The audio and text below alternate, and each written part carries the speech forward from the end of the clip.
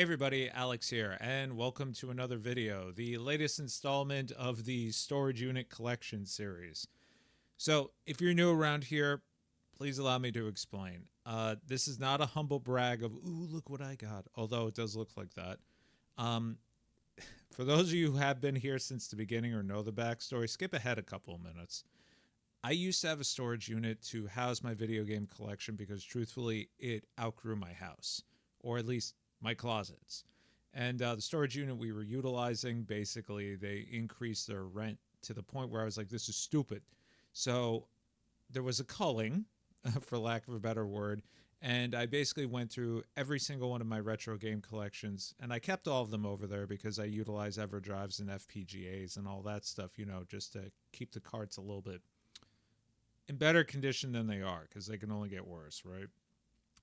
And through doing that, I kind of narrowed it down to what I wanted to keep and what had some attachment. Of course, there are some pickups. I'm like, I just have a memory associated with it, but not necessarily the game.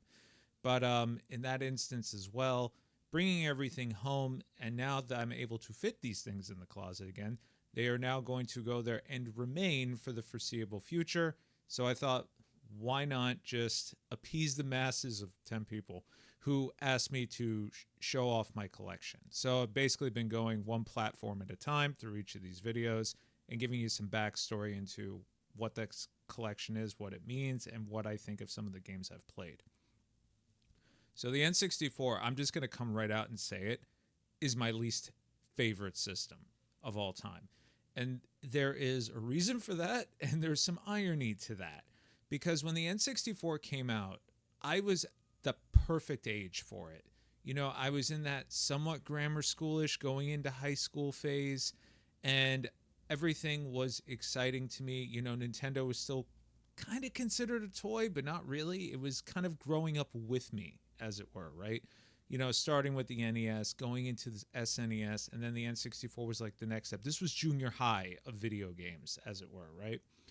And I got it on day one. Where I used to live, there was actually a Toys R Us directly across the street from us. And I remember going in there, with the little pamphlets, and my uncle, Mr. Video Games himself, as he's come to be known. And he was like, oh, the N64, the next big thing from Nintendo. He always talked like that. Now you know where I got it. And I was like, yeah, when's it come out? I had no idea the release date. Back then we didn't have social media. We didn't have YouTube. We didn't even have freaking Real Player Viewer or anything like that. Or AOL. Actually, no, I think I had AOL, but I wasn't allowed to use it. And if you did use it, somebody called and then fucked up the whole thing. So we were using magazines. And at that point, it was also known as the Ultra 64. And, there were trailers for like Final Fantasy VI in N64 graphics, which looked phenomenal for the time. Earthbound 3, which also looked phenomenal for the time. And then we got what we got. And here's the thing, though. He basically threw down and pre-ordered the system for me and pre-ordered 2 games for me, and as well as an extra controller for the 2-player games, which ironically both games were not. And on day one, he went outside. He stood in line in front of that Toys R Us with all the crazy mothers and we'll say man children. And he came back across the street. And here's the thing. I knew he was lined up outside. My mom wouldn't let me leave the house. I couldn't even stand on line with him. Like, how messed up is that? Like, I kind of would have liked to. But you know what? I found out later he wanted to do it himself. Because it was a surprise, even though he knew he knew. I knew. He just wanted to surprise me with how and when he was going to give it to me. So day one comes. He comes back to the house. He's empty-handed. He left. My parents' apartment building had a doorman. He left the Toys R Us bag down with the doorman, came upstairs and said, oh my God, they were sold out. And, here I am crying. And then my mom's looking like, you freaking run downstairs and, get this thing immediately. And then he comes back up and, I got some games. I got Mario 64 and Pilot Wings 64. And the really funny thing is, of course, I was more excited about Mario 64. But he originally got me Pilot Wings on the Super Nintendo. So seeing a familiar title and seeing what it was doing, which is essentially a tech demo, just like the original, and being so into technology that he was, this was like the perfect game to get for me. because he wanted to see it. That was ultimately it. And then Nintendo put out like some press release videos and all this stuff. And then I eventually grew into enjoying Pilot Wings myself, just for the exploration part and not really actually trying to complete the missions. The Rocket Pack is still my favorite, as well as like the if you guys have ever watched the original Care Bears with Beastly with that flying contraption with that looks like a bicycle, that was also my favorite thing because it also had missiles. So if I have such a phenomenal experience growing up, getting the N64 day one, playing those games like GoldenEye and Smash Brothers and Pokemon and all these other things, why is it my least favorite console? And, you know, I've even said in a video, my now wife and I, we bonded over the N64 in the first place when she was pissed off at the fact that that Mario 64, I didn't bother to get all the stars, and then we would argue all the time over Mario Party. And honestly, it has nothing to do with the games or the system itself. It's me. So, and I don't think I've ever mentioned this on a video, and this is in a video, and this is actually something I'm truthfully really embarrassed about, and I feel awful about. When I got older, like we're talking, I'll say junior year of high school-ish, around that time. No, I lie, actually. A little bit after that, because it would probably be like my freshman year of college, something like that, sophomore year, something around those lines. And I was really getting into guitar. Yeah, it was college, actually. And I was getting really into guitar. And I was trying to fund the Stratocaster that is directly behind me, otherwise known as number one, spelled W-O-N, because, you know, I was cringy. And if you want some guitar backstory, it's actually a Mexican Strat, but I just used it for the body because I could afford it, and then everything else is custom in it. The frets, the headstock, not the headstock, the nuts, the bolts, the pickups, single end humbucker, like all that stuff. And this was like a project for me because I was just so into it at the time, and I thought it would be fun to try to do this all by myself. And eventually I had to get a professional involved, which is how we ended up where we ended up. And I was looking around my room thinking, what the hell could I sell on eBay? Because at the time, eBay was really popping off, and PayPal was still, you know, nouveau. So, you know, people would send you money orders and CODs and checks, and you'd have to wait for that before you ship anything out. And at that time, I had already sold a bunch of stuff that I had on eBay. Like, you know, I sold a wah pedal I didn't really use, a Bad Horsey, the original one. Sold some video games, titles of which I won't utter here. And eventually I looked at the N64. And I didn't really play it. You know, my friends and I, we'd gotten over the whole GoldenEye thing. You know, we were all in on the GameCube at this point. And I was like, okay, I have extra controllers. I created a bundle. And this bundle had like Mario 64, Mario Party, Blast Corps, Pilot Wings, GoldenEye, the Castlevania game, all this stuff. Put it up on eBay for an auction, and it sold. And my mom knew I sold it because my mom's job, she was able to ship things out, so I didn't have to pay for shipping. I charged for shipping, and then my mom did it for free and wrote it off. So gave her that, bought the box, did all that, gave it to her. She brought it to the office, sent it off. I got my money, and eventually, obviously, I got the guitar. But I never told my uncle about it. And one day, he was over, hanging out, and, you know, I had a entertainment center with doors. So after I sold this thing, I actually made a very conscious effort to keep those doors closed because I didn't want him to notice the N64 was missing.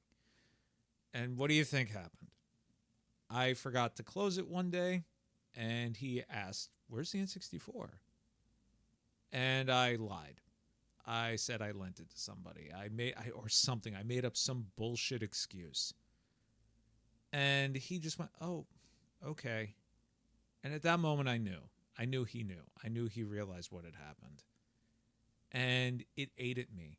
And it ate at me for so many years. And even when I got back into video game collecting through YouTube and everything else, I didn't want to collect for the N64. It was, like, honestly, in terms of games, this is probably one of my smaller collections. And there's a lot of games on here that play better elsewhere or just aren't super duper memorable to me, at least.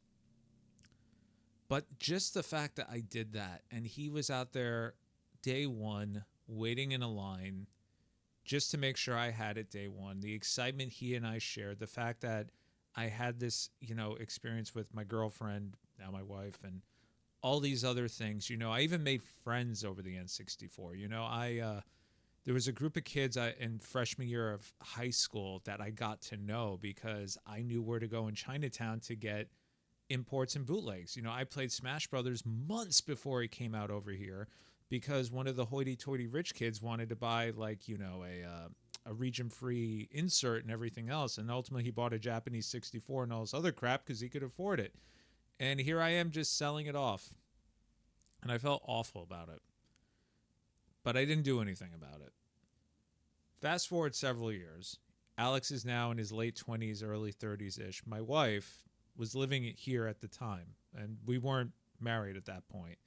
But we used to have a Salvation Army down the street, which, ironically, is now a condominium. But I went in there one day. I used to pop in every once in a while. Never found anything cool. My wife used to go in there. She'd buy crazy books, like out-of-print stuff for 30 years, like classic novels. She has like a whole collection of Sherlock Holmes books, like from 1948. She paid a nickel, $1, something like that. So I walk in, and I see, and I didn't pull it out, a boxed complete launch model of the N64. And launch model, I mean the color, that traditional gray. And I can't believe it. And I know I was texting with Dustin Christ and Steve-O Supremo at the time. I don't know if Dustin remembers it. I don't even know if Steve-O remembers it. But I was like, I cannot believe this. And they were like, how much is it? How much is it? And there was a price tag on this box complete N64, and it was $24.99. And at this point, the collecting really got kind of out of hand with me, truthfully. So I texted my wife, hey, I'm at the Salvation Army. There's an N64 here. She put end, ... And I went, it has the box and everything. And it's $25. Bubbles. You buy that fucking thing. So I came home with an N64. And they also had a black controller also in the box that I think was like another $10 or $15. So all in, I got a complete N64. Had all the inserts, all the styrofoam, everything. Didn't have an expansion pack, ironically. Steve-O Supremo sent me one later on because he had an extra. But at that moment, she was like, oh, so you can finally start collecting for the N64. Now, she was excited because she loves the system. And you'll see here, I really don't have a lot because for me, the N64 it's a sore spot, honestly. And as a matter of fact, of all my methods of playing consoles and stuff, the N64 is the only one I don't have a dedicated one to. I kind of use Unscrupulous Means and the Switch Online at this point. And it's not for lack of trying. It feels so strange to me. Like there's like this inherent guilt thing. I don't know how else to describe it. And even some of the titles I have here are truthfully a majority of titles of games that I played growing up. So with that, let's get into the cart-only stuff to start. Now, mind you, I did pick up some stuff that I had never played before because, GameStop doing their silliness back in the day. But first up, we have F-Zero X. And honestly, I really do feel like this game spoke to me probably the most. My friends and I, we used to play this 4-player all the time. And the soundtrack, my God, man. I mean, if you're a metalhead, you can do no better than F-Zero X. And I'm not a huge racing game guy, but truthfully, when it comes to F-Zero, the sense of speed, the variety of the tracks in this, everything about, we would just play for hours and hours. And then, you could tweak the handling and the grip and all. I had no idea what that meant. I thought it meant speed. I just put it all the way to the max. And, each time, Blue Falcon just played differently. Let me just move these around. I already talked ad nauseum about this, but we got Pilot Wings. I wouldn't mind getting a box for this one just because it's Pilot Wings, but honestly, it's hard for me to play it. It's not a bad game. It actually aged pretty well for what it is, but the memories associated with it, they're not negative, they're just kind of painful. Sounds like I punished myself with this stuff, doesn't it? Mischief Makers. I eventually got this on Christmas. Sight unseen. I mean, I knew what it was. It looked cool to me. You know, I was like, N64, I expected graphically a bit more. It's a treasure game, and honestly, at the time, I didn't really care for it. But as I've gotten older, and I eventually found this at Book Off for Steal, I think it was like $5 or $10. I was like, you know what? This art style, like this 90s anime, like now I definitely see the Gunstar Heroes like art style in here, just 3D. But Mischief Makers is weird because of the way it plays. It's kind of like a grab and toss mechanic. Klonoa does a bit of that. I know it's not a treasure game, but the more I think about when it comes to platforming, this isn't really like an action platformer. I attribute it more towards like not a puzzle platformer, but more like a thinking platformer, kind of like a manipulation platformer. You know what I mean? Because it's a lot of pulling and shaking and grabbing. That sounded awful. And I mentioned this one already. We got Castlevania. I am one of like 2 people that actually like this game. I thought the whole intro with the Necronomicon and all that stuff, now that YouTube's upset, I thought that looked absolutely outstanding and amazing. And I showed it to my uncle too, and he was like, oh, this looks a little demonic. This game, though, as much as I enjoy it, and I think it's a great Castlevania game, it is not a good Castlevania game. I think it's one of those things where it's on the N64, you take what you can get, but to that point, I did want to own it. And I wouldn't mind getting it boxed and complete just because, you know, that is a game I literally grew up with. But to that end, too, and this is where all the GameStop-y stuff starts to come in, I did get the Legacy of Darkness. And this is technically a sequel and a remake of the first game with better controls. I actually haven't played this, though. Part of me wants to try to re-experience the original Castlevania on the N64, but the other part of me says with all these collections lately, I feel like one of those may come down the line that includes these once they figure out N64 emulation, because at least at this point, it's a little strange. Not everything is 100%. Even through my sorcery, this game, it handles well, but the prequel has a little bit more frame dips than I remember, even though it has a lot. This has a lot more of a solid frame rate, but if that does happen, and I have said this before, if I do own a game legitimately, preferably in a physical way, I don't care which method I play it in, and in some instances, unless it holds a big nostalgic attachment, I don't see the purpose of having multiple copies of it. So throughout some of these collection videos, you are going to see different variations and copies across different platforms, and then some of them you'll see titles are just missing because I have them elsewhere. But in the case of the Castlevania games, these are definitely some things I would hang on to because of my love of the series. Which brings me to these two. The Goemon games. Got both of these from GameStop for way less than they go for now. I don't even remember. I want to say it was like $35, $40, and yeah, it was like $35 or $40 each, something like that. Truthfully, I've never played a Goemon game. I attribute this to Jimmy Hoppa, or now, well, he used to be known as Import Gaming for the Win, at least as of this video. He recently did a rebrand. And he really turned me on to this whole series to the point where, as collecting go, this looks great. Let me buy all of it. And I have all of these Goemon games, these two, which truthfully, these are some of the most, I'll say some of the limited titles we did get stateside. We did get one on the SNES, but considering these were readily available through GameStop and I had all these discounts and promotions and all that stuff, and I needed free shipping, it was literally one of those purchases. But to that end, too, I think I got this at Too Many Games with Stevo Supremo, Gauntlet Legacy. This game, I played the arcade game, actually, with my friends all the time growing up down in this arcade in Chinatown. So when this came home, you had it on different consoles like Xbox, but everybody, to me, always said the N64 version was better just because of what it represented. The Dreamcast version is also equally good. But the irony is, out of all those versions, the only one I have ever played is the arcade game. I've never played. I actually have never even played this cart, but the memories I have associated with that Gauntlet arcade game, warrior needs food and all that stuff, and just pumping in quarters like an idiot, thinking, "Wow, we're doing so well. We only spent $50." Yeah, really, really fun game though. Ogre Battle 64. A person of lordly caliber. I like Tactics Ogre. I like Atlas. This is one of the few RPGs on this damn fucking system. And as somebody at the time who was really discovering RPGs, kind of puts a damper on it when you think about the N64 as a whole, because there's like 4, and 3 of them ain't good.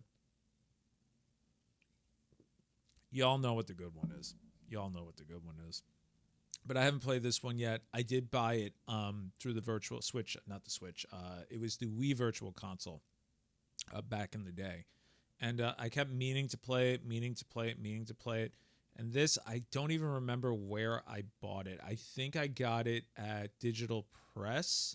And if it wasn't Digital Press, it was a local game store. And by local game store, that means it was probably Book Off. And then this game, I seriously want boxing complete. This is one of the shmups on the system. This is Star Soldier Vanishing Earth. And I think this was a late release. It did get a virtual console, I guess, rebirth edition sort of thing through the Wii before they shut it all down. I did download that as well. But this version, I mean, if you like the Star Soldier series from the Turbo, I mean, this is the N64 version essentially. And it's actually quite good.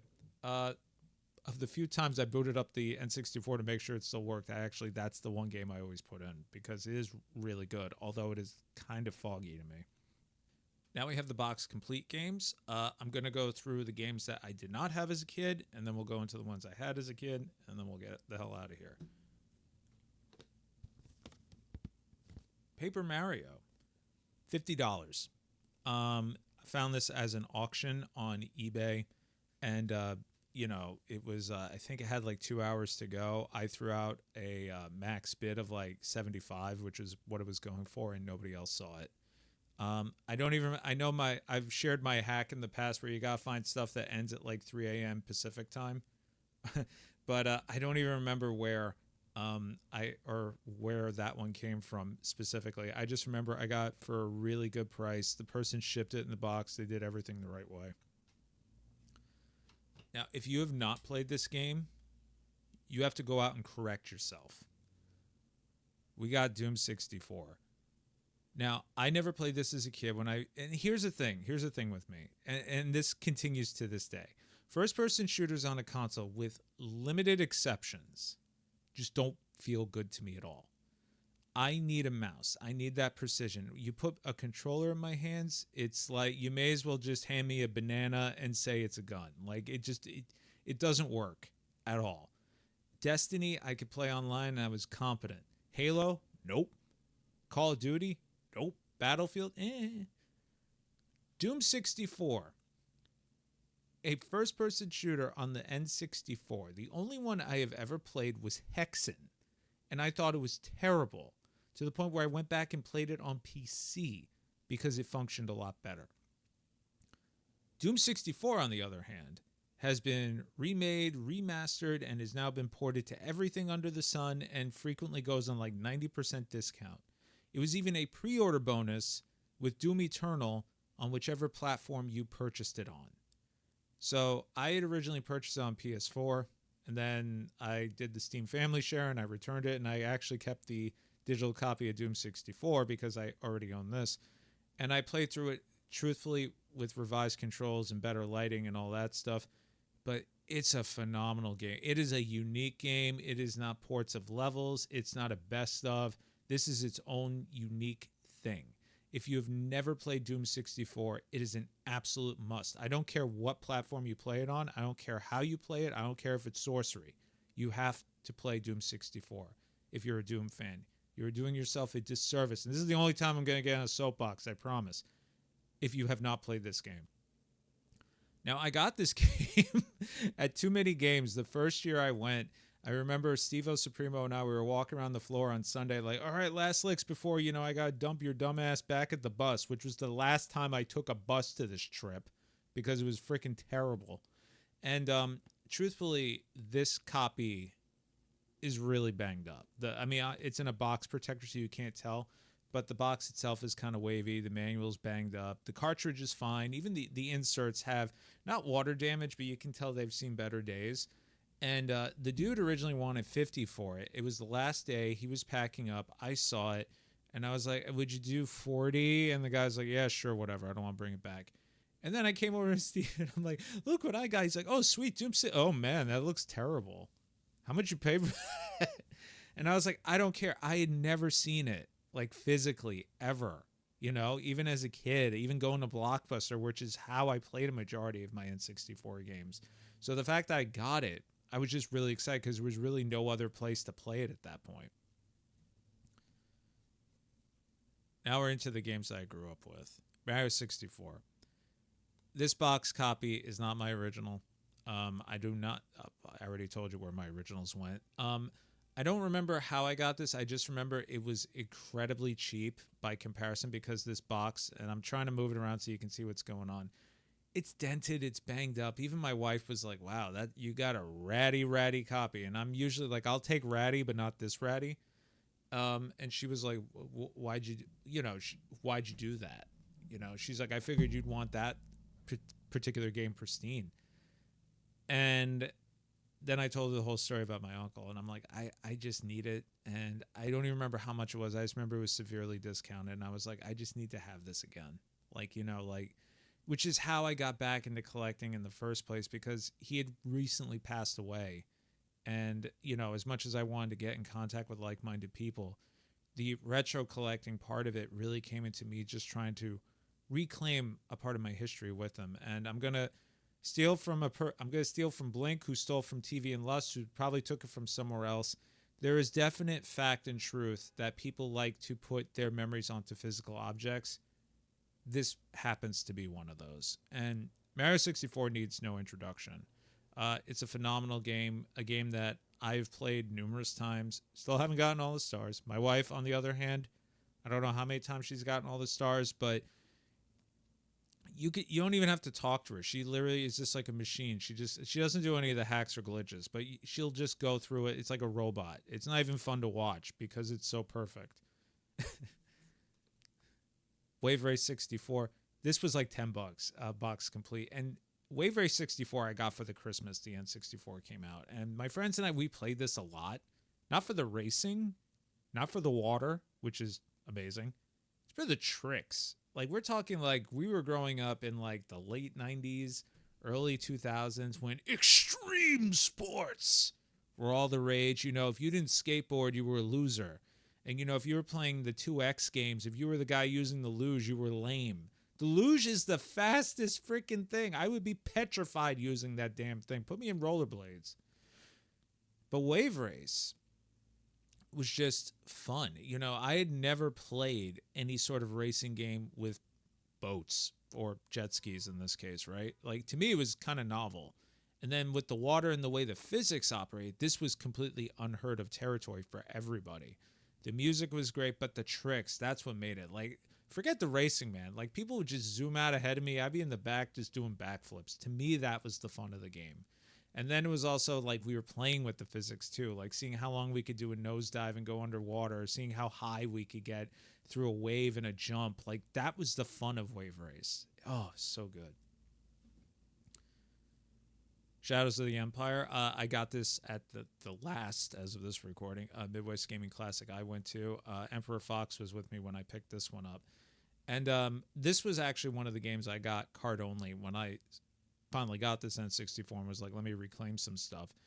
Shadows of the Empire is like one of my absolute favorite Star Wars games. The Christmas I got this, this was the prime time for Star Wars, in my opinion.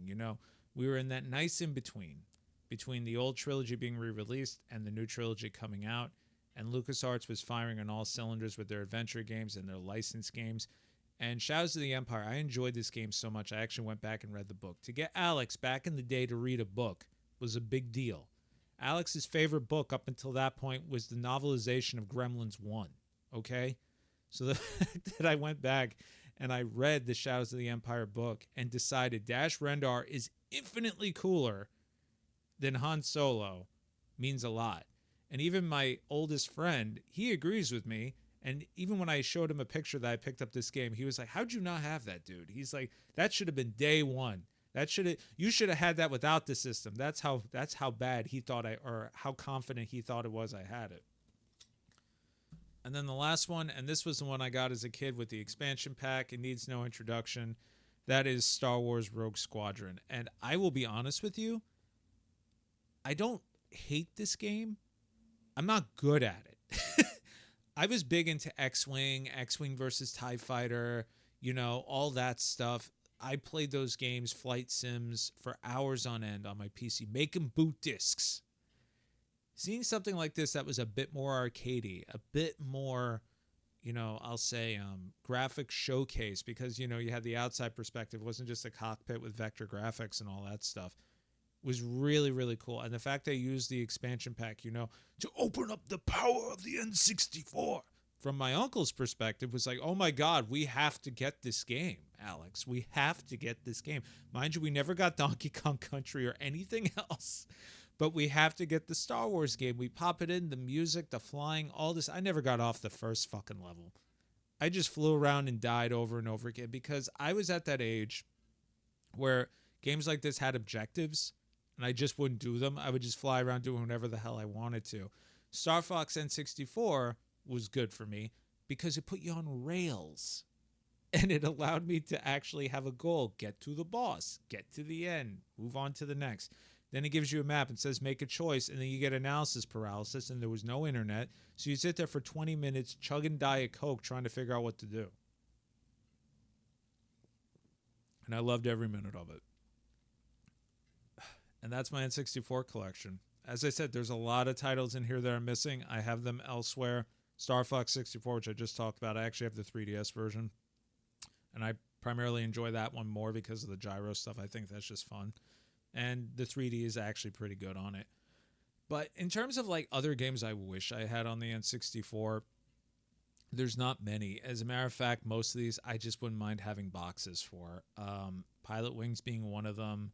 I wouldn't mind getting the Castlevania ones, as I mentioned. Ogre Battle would be cool, but that's just, I don't know. I don't think that's going to happen.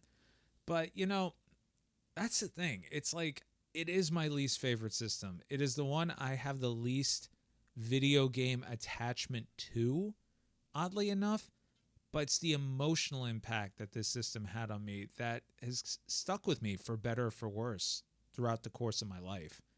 I mean, I'm 41 years old now as of this recording, and I still regret doing what I did with that system, and just seeing that look on my uncle's face. It wasn't even disappointment. He knew what the money went towards. He saw the parts coming in. He saw me spasming, looking up stuff, trying to figure out how to rewire things, and eventually just going in the phone book because I'm old and looking up a guitar luthier so I could figure out how to do the wiring, and then having to get more money to pay a guy to do some of it because I just didn't have the technical skill. And the fact that I was creating stuff, and he was a big music person himself. And I've said this before, he used to drag me to the opera and the ballet all the time, so I got culture. And seeing that it went towards something else as a passion that he was also passionate about, not metal, he was just passionate about music, I think he was okay with it. But the fact that I did something to him, whether it really hurt him or not, I still regret. Anyway, I've been Alex. Let me know about some of your favorite N64 games or games you're like, hey, I thought you would have had that. See you all in the next video. Take care.